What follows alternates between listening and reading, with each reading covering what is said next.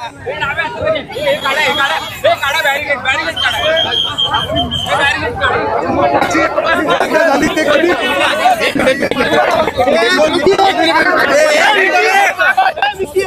Minute थोडं मागवा ना, थोडं मागवा. माईक लागतो, माईक बोला सर. काय भावना आहेत तुमच्या? समाधानकारक निकाल जो आहे तो लागला आहे.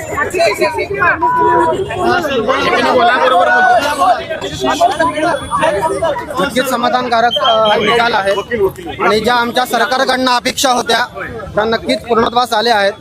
पण अजून समाधान तेव्हाच होईल की जेव्हा या फाशीची अंमलबजावणी होईल, तेव्हा अजून समाधान नक्कीच. मी पहिल्या दिवसापासून खरं तर सरकारला, पोलीस प्रशासनाचं देखील कौतुक करत होता आणि जे सगळा तपास जो आहे ते त्याच्याबद्दल तुम्हाला काय मत मांडायचं? सगळा तपास झाला, न्यायालयीन प्रक्रिया झाली. मी पहिल्या दिवसापासूनच सांगतोय, आपले संदीप गिल सर असतील, SP सर असतील, आपला इन्व्हेस्टिगेशन ऑफिसर विजयमाला पवार असतील आणि त्यांची सगळी टीम असेल, त्यांनी उत्तम प्रकारे अगदी अपेक्षेप्रमाणे खूप चांगला सहकार्य केलेलं आहे आणि त्याचा रिझल्ट आपल्याला दिसतोय.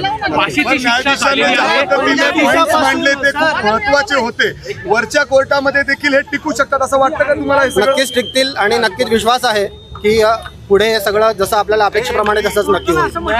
मुख्यमंत्र्यांनी सांगितलेलं होतं ते आश्वासन पूर्ण केलं. नक्कीच 2 तारखेला जे आपण मुख्यमंत्र्यांनी आश्वासन दिलं होतं ते पूर्णत्वास येताना दिसतंय. सर, न्यायालयाने कौतुक केलं तपासाचं, कमी कालावधी तपास पूर्ण केलेला आहे. कशा पद्धतीने बघताय सरकारी न्यायाधीशाने ज्या पद्धतीने मुद्दे मांडले, म्हणजे एवढे महत्वाचे मुद्दे होते की त्याचा वयाचा विचार देखील त्या ठिकाणी केला गेला नाही. नक्कीच केला गेला नाही. सरकारने उलट असं सांगितलं की हे वय खरं लज्जास्पद आहे की ते या वयात तो हे करतोय, त्यामुळे सुधारण्याच्या पलीकडे आहे आणि हे सरकारचा एकदम स्वागतार्ह निर्णय आहे. त्याबद्दल आम्ही नक्कीच समाधानी आहोत. समाजामध्ये महिला मुली सुरक्षित म्हणजे असण्यासाठी हा निर्णय खूप महत्वाचा होता.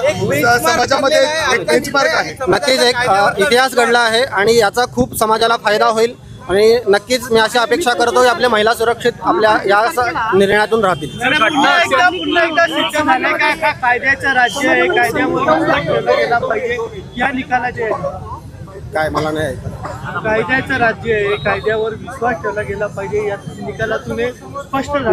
नक्कीच कायद्यावर विश्वास ठेवला तर आपल्याला जसा आज निकाल लागला तसा नक्कीच लागू शकतो. त्यामुळे सगळ्यांनी कायद्यावर विश्वास ठेवा आणि यातून एक मेसेज जातोय की आपला कायदा अशा गुन्हेगारांना फाशीवर लटकवल्याशिवाय सोडणार नाही. घटना अत्यंत दुर्दैवी होती. आजची केस जी आहे ती जजमेंट केस खरं तर म्हणावी लागेल. संपूर्ण देशात जर इथून पुढे अशा दुर्दैवी घटना केल्या गेल्या तर निश्चितपणे याच केसचा अधोरेखित एक समाधान आणि न्यायव्यवस्थेवरचं समाधान वाढतंय का? नक्कीच आणि यातून हाच मेसेज समाजात जातोय की न्यायव्यवस्था आपली अजून प्रबळ आहे. जर अशा प्रकारे जर गुन्हे होत असतील तर न्यायव्यवस्था कोणालाही सोडणार नाही. सर, वरच्या कोर्टात देखील अशाच पद्धतीने लवकरात लवकर निकाल लागून हा नराधम फासावर लटकला पाहिजे अशी तुमची मागणी आहे का? येत्या काळात तुमची कायदेशीर प्रक्रिया कशी असणार आहे? नक्कीच माझी अशी मागणी असेल आणि आत्ता तर माझं समाधान आहेच आहे, पण खरं समाधान तेव्हाच होईल की जेव्हा या फाशीची अंमलबजावणी होईल. थँक्यू. शुभम थांबताम